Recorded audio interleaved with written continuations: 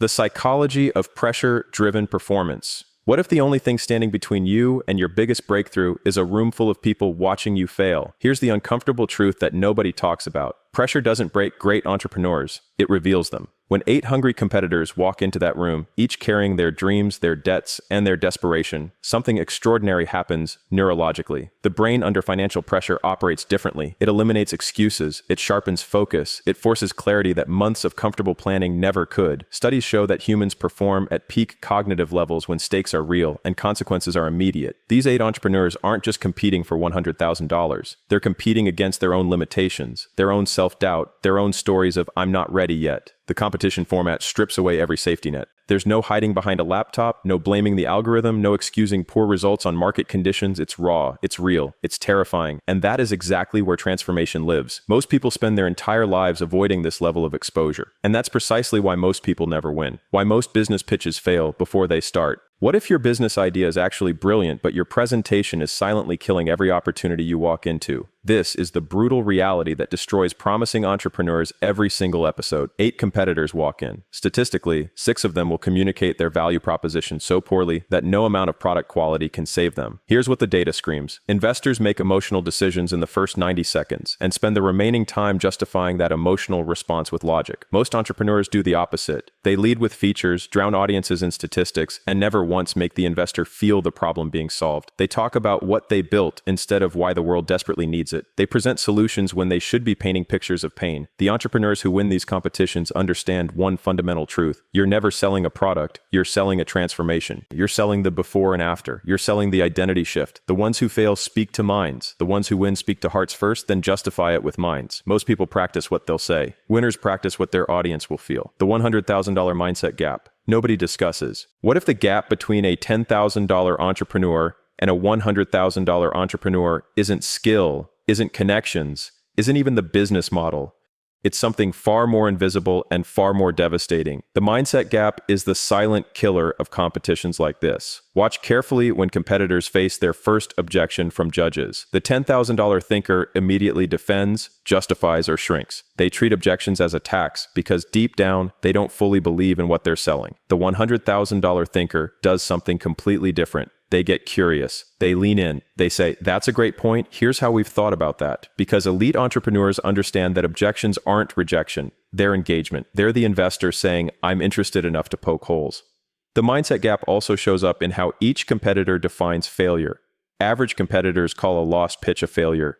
Elite competitors call it data.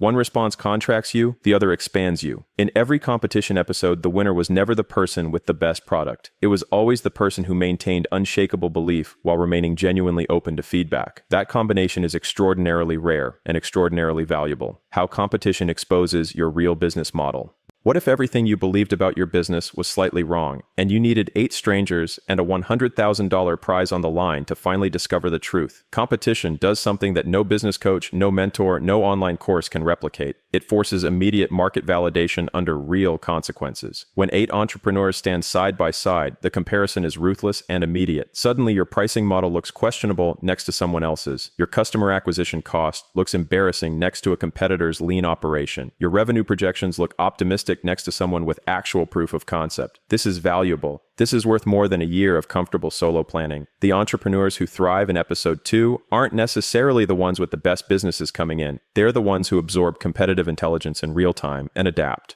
They watch what the judges respond to, they adjust their language, they tighten their numbers, they treat the competition like a live laboratory. Meanwhile, the ones who fail arrive with a script and refuse to deviate from it regardless of the room's energy. Rigidity in entrepreneurship is a death sentence. Adaptability is the actual product investors are buying, the invisible currency, trust building under scrutiny. What if the $100,000 wasn't actually being awarded for the best business, but for the person the investor trusted most? This reframes everything. Investors at this level have seen thousands of pitches. They've heard every revenue projection, every market size claim, every "we're disrupting the industry" statement imaginable. What they're actually evaluating, what they're desperately searching for, is a person they can trust with their money at 2 a.m. when everything goes wrong.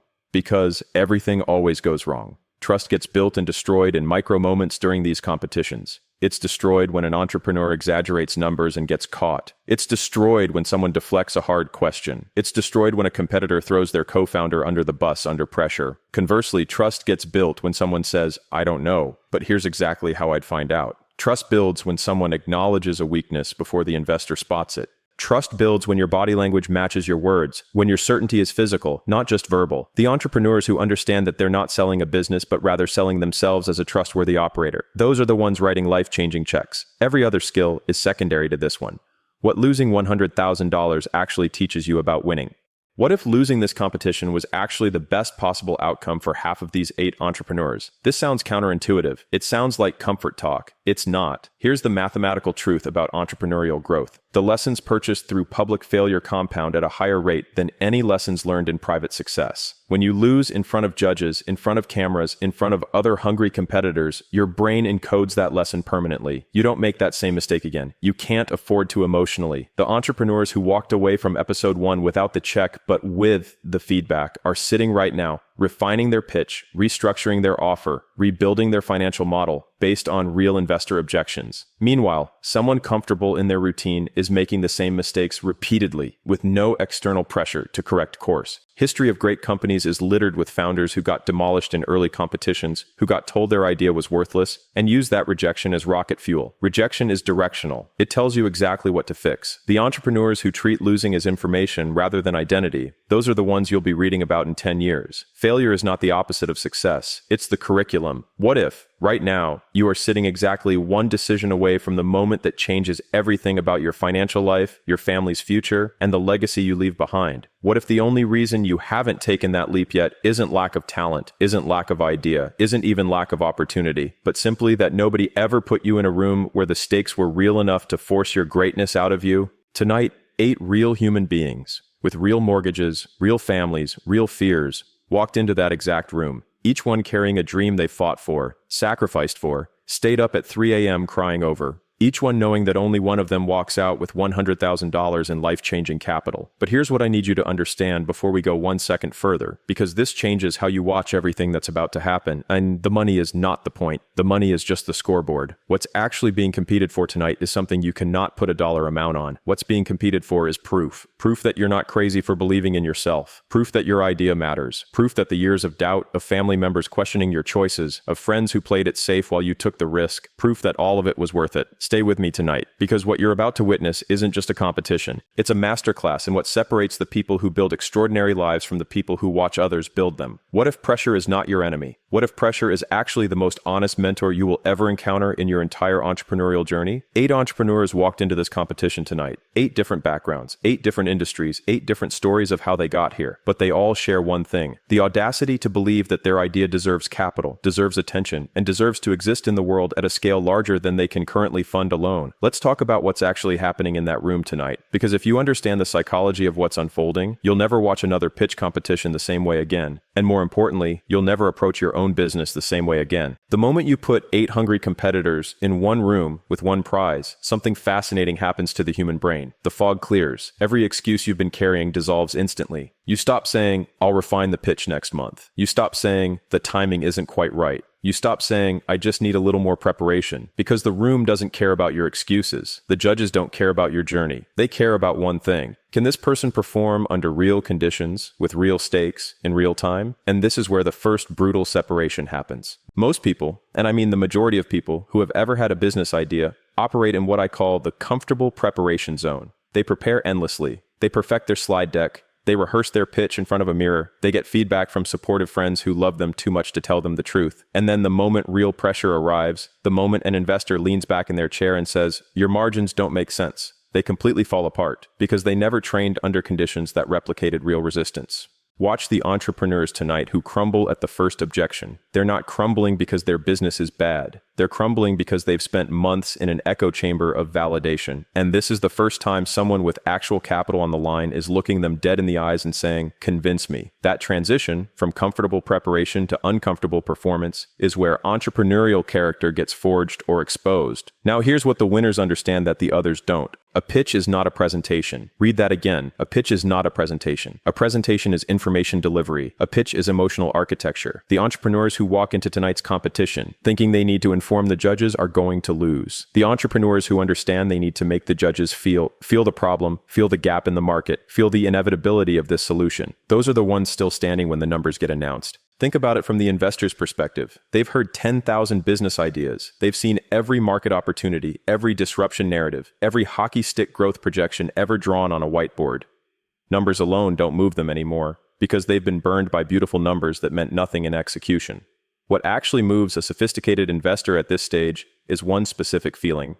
The feeling that this person, this specific human being standing in front of me, is the type of operator who will find a way regardless of what obstacles appear. That feeling of inevitability about the founder, not just the business, is what unlocks capital at this level. So how do you create that feeling? You create it through specificity, not generality. Every entrepreneur in tonight's competition who says, "We're targeting the $500 billion wellness industry," loses a point in the investor's mind. Every entrepreneur who says, "We've acquired 847 customers in the last 90 days at a cost of $12 per customer who spend an average of $89 in their first 30 days, that person just made the investor's pulse quicken. Because specificity signals that you're not dreaming. Specificity signals that you've done the work. Specificity signals that you understand your business at a granular level that only comes from being deeply in it. The entrepreneurs who win these competitions aren't the ones with the biggest dreams. They're the ones who can prove, with real numbers, real customers, real retention data, that the dream is already becoming reality and they simply need capital to pour gasoline on a fire that's already burning. But here's where it gets even more interesting because we're now in episode 2. And episode 2 is where the real story begins. Episode 1 is about arrival. It's about introducing yourself, establishing credibility, surviving the initial scrutiny. Episode 2 is about evolution. Every entrepreneur who made it to this stage has now had the gift of watching others get interrogated. They've heard which questions stopped other competitors cold.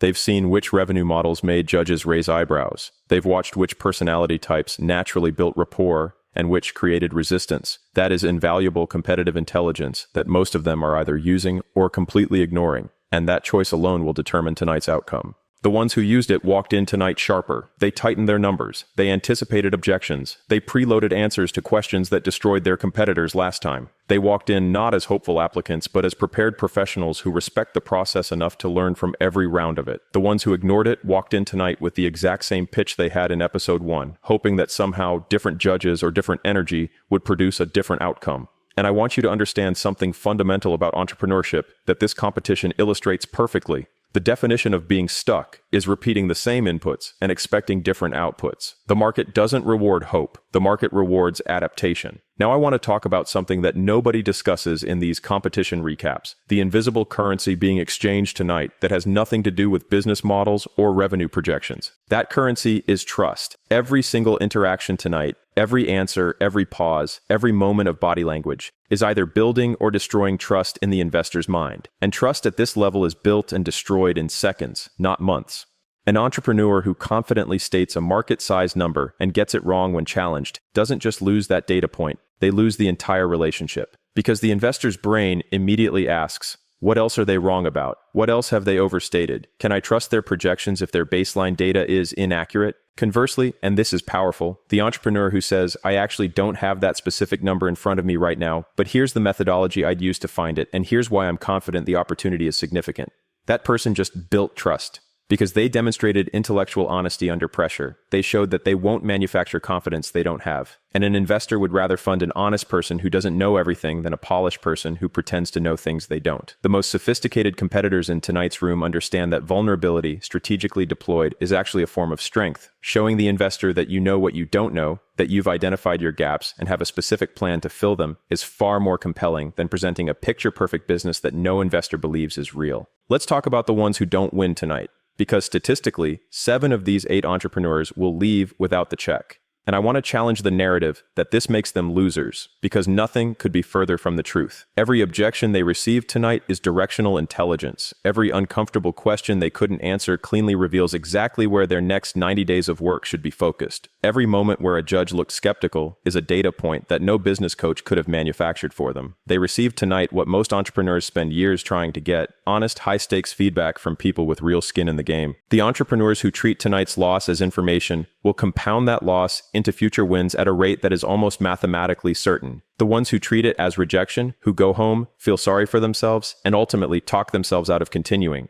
those are the ones the competition actually beat. Not because their business was inferior, but because their relationship with failure was insufficient for the demands of the entrepreneurial path. Because here's the truth that every great business builder eventually discovers: the path to building something significant is not a straight line of wins. It's a crooked, messy, often humiliating series of public and private failures that slowly, through sheer accumulation of learned lessons, bend toward success. The competition didn't eliminate 7 entrepreneurs tonight. It showed 7 entrepreneurs exactly which muscle groups are underdeveloped. What they do with that information determines everything. And for the one who wins, for the entrepreneur who walks out tonight with $100,000 in new capital, the real competition is just beginning, because capital without execution discipline is just a longer runway to the same destination. The money solves the immediate resource constraint. It does not solve the leadership challenges, the team building challenges, the operational scaling challenges that come with growth. The winner tonight earned the right to face a harder set of problems. And whether they're ready for that, whether they've developed the mental framework to scale not just their revenue, but their own capacity as a leader, that's the question that will determine whether we're talking about this business in 5 years as a success story or as a cautionary tale. What if the 8 people on that stage tonight represent something much larger than themselves? What if they represent the 40% of the population that has an idea they've never acted on? What if they represent every person watching tonight who has whispered to themselves, "I could build something," but never found the courage to walk into the room and say it out loud to someone who matters? The real power of watching competitions like this isn't the entertainment, it's the mirror it holds up. Every time you watch someone stand up there and pitch imperfectly but bravely, some part of your brain is negotiating with your fear. Some part of you is measuring the gap between where you sit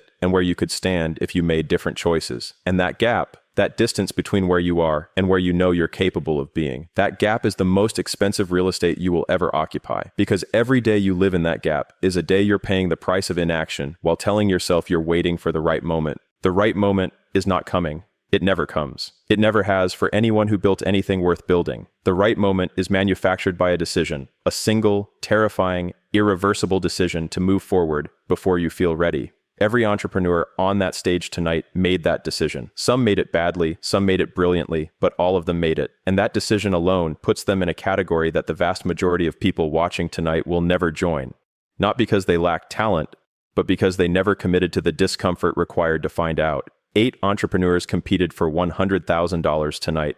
But what they were really competing for, what they were really fighting to prove, is that the version of themselves that takes up space in the world is bigger, bolder, and more capable than the version that stays comfortable, stays quiet, and stays small. Here's what I want you to take from tonight. Not the result, not the drama, not the entertainment value of watching people compete under pressure. I want you to take the lesson that lives beneath all of it. Every single one of those 8 entrepreneurs had a moment before they walked into that room. A moment where their body wanted to turn around, where their brain manufactured 1,000 reasons why today wasn't the right day, why they weren't quite ready, why the risk was too great. And every single one of them walked through that moment anyway. That walk, that specific act of moving forward despite the fear, is the most valuable thing that happened tonight. More valuable than the $100,000, more valuable than the judge's feedback, more valuable than the business validation. Because that walk is a habit, and habits compound. The entrepreneur who learns to walk through fear in small rooms will eventually walk through fear in larger rooms, with larger stakes and larger rewards. The muscle they built tonight by simply showing up, by refusing to let fear be the final answer, that muscle will carry them further than any single check ever could. Take what you watched tonight and ask yourself one honest question. Where in your life are you standing outside the room? Where are you doing the work of preparing without ever doing the work of performing? Where are you waiting for perfect conditions before you make the move that your gut has been telling you to make for months, maybe years? The room is waiting. The judges are waiting. The version of your life that's possible on the other side of your courage is waiting, and it will wait as long as you make it wait. But every day you make it wait is a day that someone with less talent, less preparation, and less reason than you walks into their version of that room and wins. But every day you make it wait is a day that someone with less talent, less preparation, and less reason than you walks into their version of that room and wins.